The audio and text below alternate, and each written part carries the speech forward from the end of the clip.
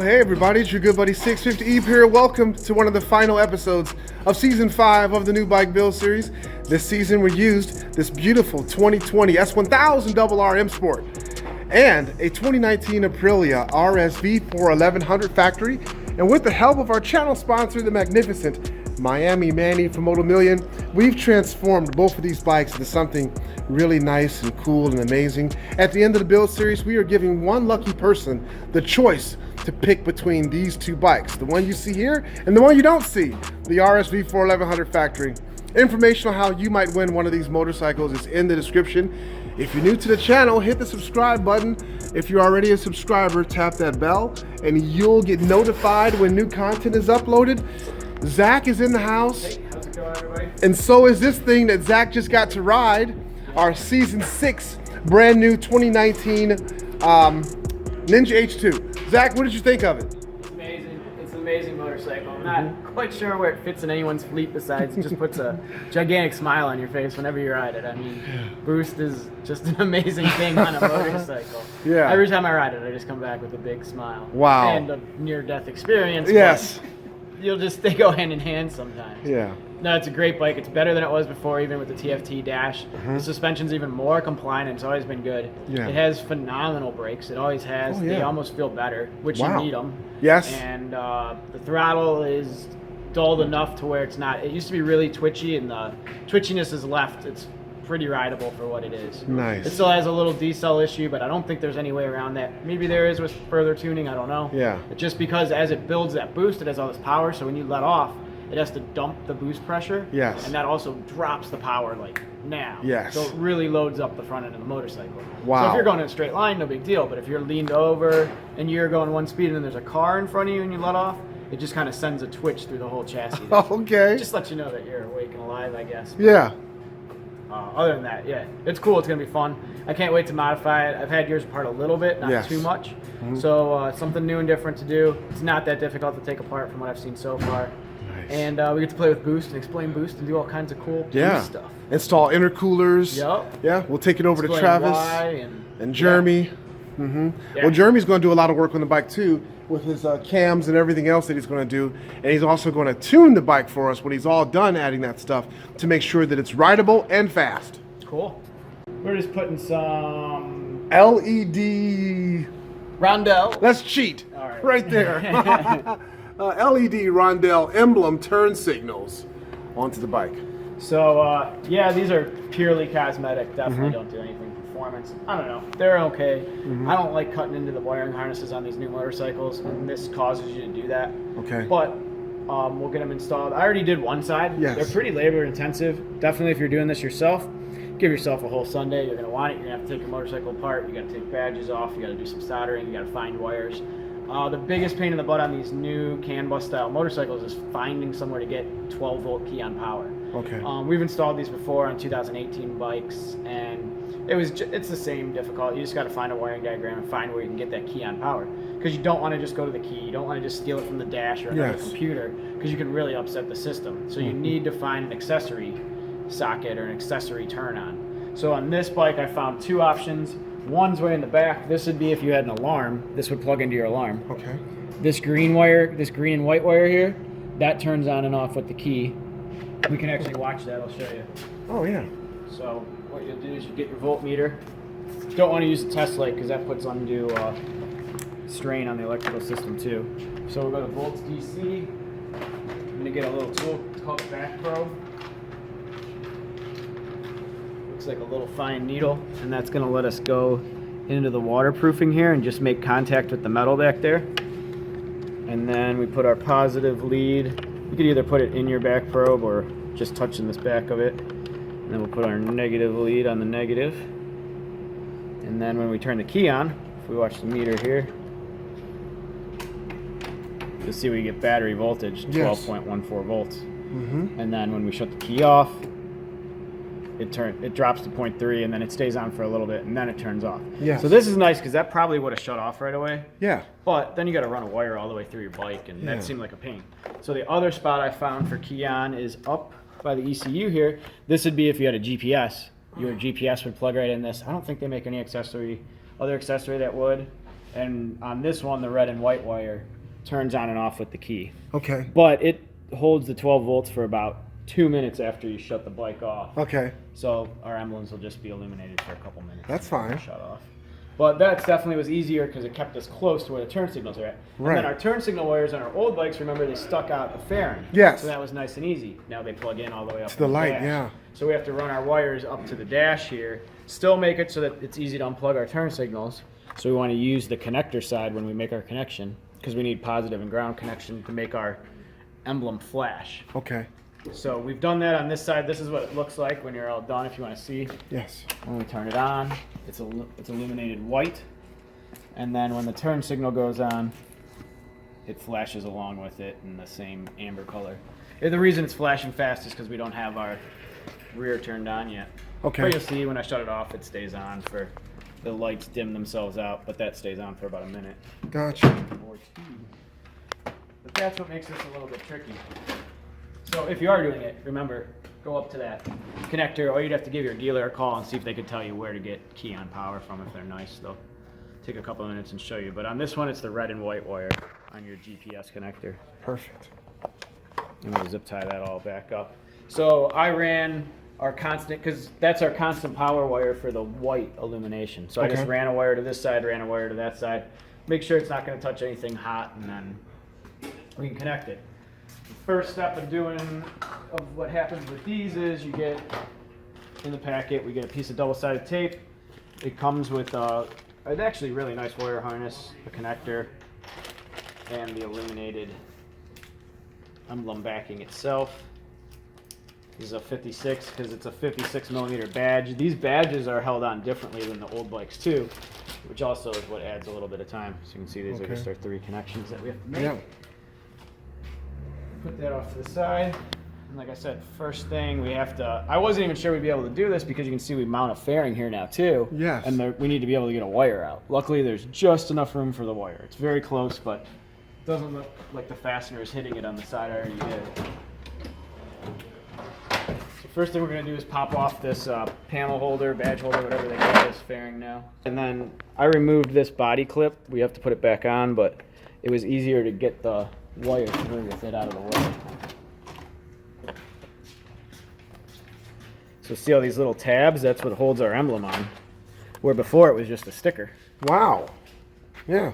So the best way I found to do this, I don't know if it'll work again, is kind of on the back side, push on those, but on the front side, use a pry bar, plastic pry bar, non-marring, and get in there and just push and pry at the same time.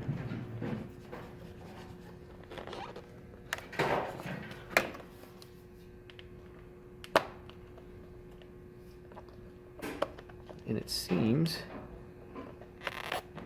to actually come out fairly well.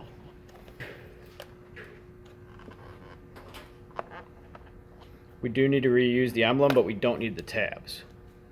So it's fine if you break a tab. We're actually going to cut all these tabs off so that this one's up flush, and then use that double-sided tape. Okay.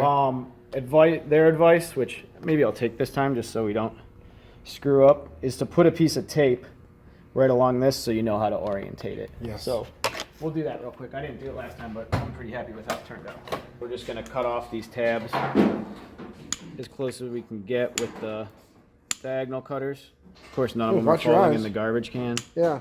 So we got this cut nice and flush, all those tangs off, just because it needs to fit on here, and you can see we have a nice, I'm happy with how that fits. Yes. As soon as, once we get this mounted to the fairing, we will remount our badge with that provided double-sided tape. So we'll put this stuff off to the side for now. Up next is mounting this to the fairing. We can't go right through the center hole, which would be really nice because we need that fastener, so we have to kind of shove it through the top part. It just fits. And then it doesn't really matter how this sits as long as it's covering all these gaps for our badge mount. Make sure it's not going to cover our tape. Nope. So I just kind of let it find its happy spot there. And then we just take a drill bit, and we're going to drill 2 holes and put 2 screws in it from the back. So it looks like the right size drill bit was 7/64. Okay. They give it to you in millimeters, which can't really find a metric drill bit set in the US here.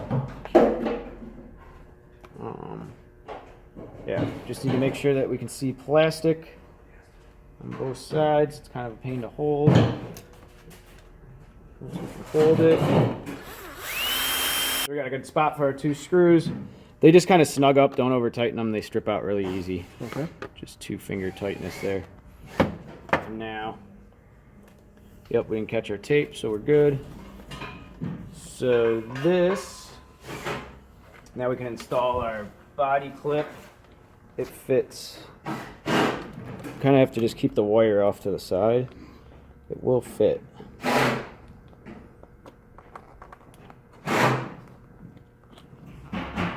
Just have to figure out which side's better so that we don't put a screw through it too.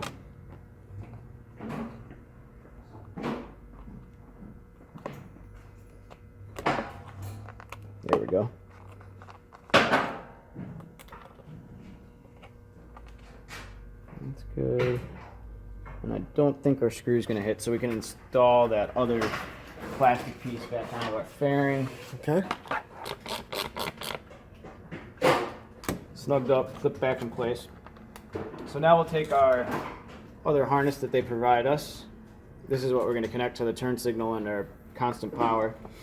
And we need to put this side of the connector on. So we just have to make sure that these wires are going to match. It's not too difficult because they are numbered 1, 2, 3. We got numbers 1, 2, 3 here. But if you do put it in the wrong slot, it would be pretty difficult to get back out. So we can see that number 1 is blue.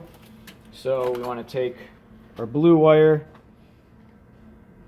and pick a direction and put it in number 1. Okay, that was probably the wrong direction, so we'll flip it 180. Yeah, that looks like it's the right one. And you hear it click in. Yep. So then we're going to look. Number 2 is red. So we'll take our red wire, orientate it the same way the blue one was, which I believe was like this.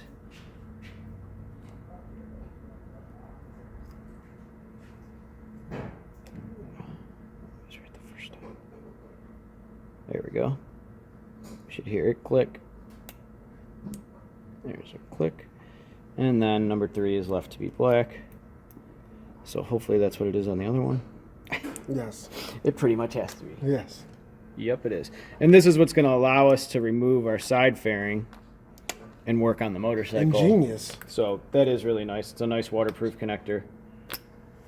Did that come with the system? Or? Yes, it comes with the light kit. So we're pretty much done with this at this point. We'll set this off to the side. Okay.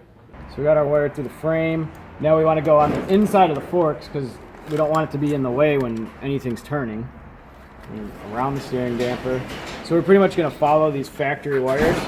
Unfortunately, it gets really tight right here, so we can't make that little loop, but we got a spot where we can zip tie it, so it's fine. So we've made it to where we need to be. So that's good with that. Kind of test fit our fairing so we can see how much wire, how much slack we really want. Don't really need that much slack. So basically, right where this is at, that's all we need. Slack hanging out of the frame for that. What I'm gonna do is take and strip off a little bit of the ground wire, which is the brown one. And in a little different spot, some of the signal wire, which is the blue and red. So those are now exposed. We want some excess wire just so it makes it easy to work, but we don't need all this. So we'll cut that a little bit shorter. Strip those ends off.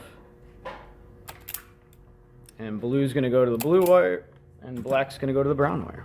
And then we just get the gun a little bit hot, let it heat up the wire. This is a nice thin wire, so it goes pretty quick. Nice neat tape job. Make sure both ends of the tape are sealed up so that hopefully no moisture gets in there. Yes.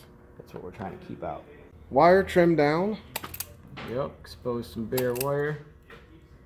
And then since this is since both sides of this wire are open, we're able to use what's called shrink tubing on this, which gives you an awesome watertight protection. So before you make your solder or your connection, we slide this on one side of the wire, keep it up out of the way so it doesn't get hot and shrink, because when we heat it up, it's going to shrink. I'm sure we've used it before. Yes, we have. So then you can see we have a nice solder, all the wires covered in it. We just slide our shrink tubing over it. You can use a lighter, heat gun, whatever. Shrunk right down to the size of the wire. Nice and waterproof.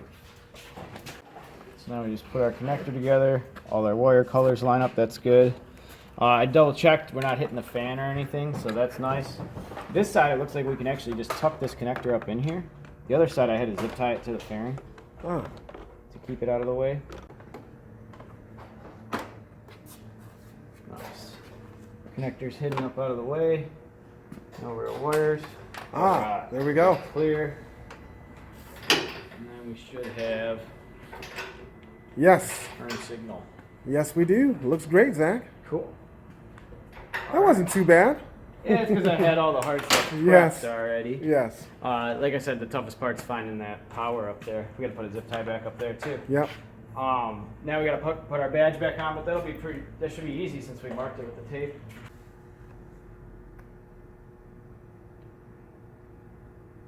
That look pretty lined up with our tape. It does. All right. And just go ahead, press it, hold that on there for about 30 seconds. All right, so we got our upper fairings attached. I think we're going to leave it at that for today. Yes. We'll come back and put this motorcycle back together because we haven't seen it that way for a long time. But long story short, if you want to do the Illuminated Roundels, it's definitely possible with the new style emblem. As you can see, you got to do some trimming to the emblem, run a separate power wire, but they come out looking really nice. They do. And don't run the blue wire up here. It's actually the Yellow. No, yellow is the other one. Red would go up here. Okay. I think I switched that myself and set myself up for failure there. But they look pretty cool. If you put your four ways on, they both flash.